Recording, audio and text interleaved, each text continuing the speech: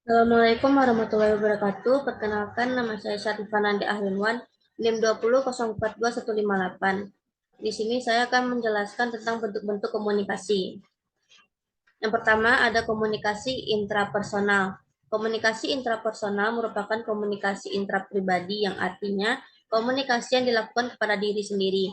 Proses komunikasi ini terjadi dimulai dari kegiatan menerima pesan atau informasi, mengolah dan menyimpan, juga menghasilkan kembali. Contoh kegiatan dilakukan pada komunikasi interpersonal adalah berdoa, bersyukur, tafakur, berimajinasi secara kreatif, dan lain sebagainya.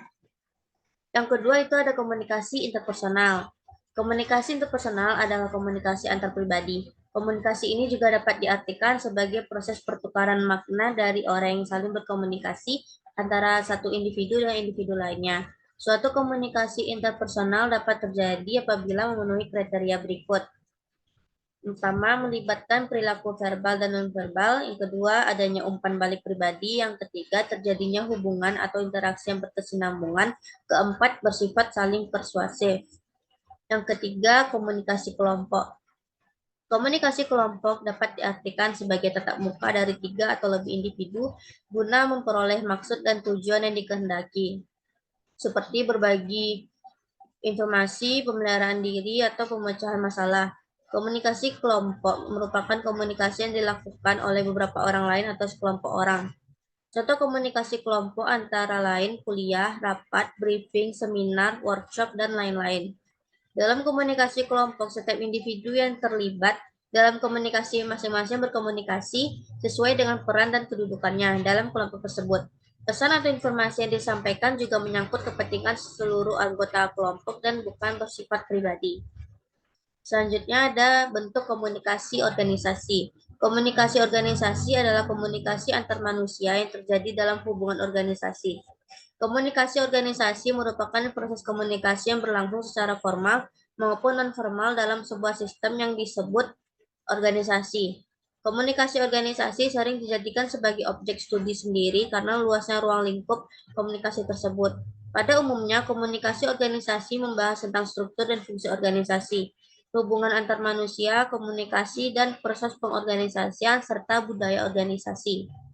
Yang kelima, ada komunikasi massa. Komunikasi massa merupakan bentuk komunikasi yang menggunakan saluran media dalam menghubungkan komunikator dan komunikan secara massal, berjumlah banyak, bertempat tinggal yang jauh, sangat heterogen, dan menimbulkan efek tertentu. Jadi, komunikasi massa sebagai pesan yang dikomunikasikan melalui media massa pada sejumlah besar orang. Ciri-ciri komunikasi massa adalah sebagai berikut. Yang pertama, komunikator biasanya suatu lembaga media massa. Yang kedua, hubungan antara komunikator dan pemirsa bukan bersifat pribadi. Yang ketiga, menggunakan media massa. Keempat, mediumnya dapat digunakan oleh orang banyak. Yang kelima, komunikan adalah massa yang bersifat heterogen. Yang keenam, penyebaran pesan serentak pada saat bersamaan. Umpan balik bersifat tidak langsung. Yang ketujuh, pesan yang disebarkan cenderung tidak langsung berpengaruh terhadap massa.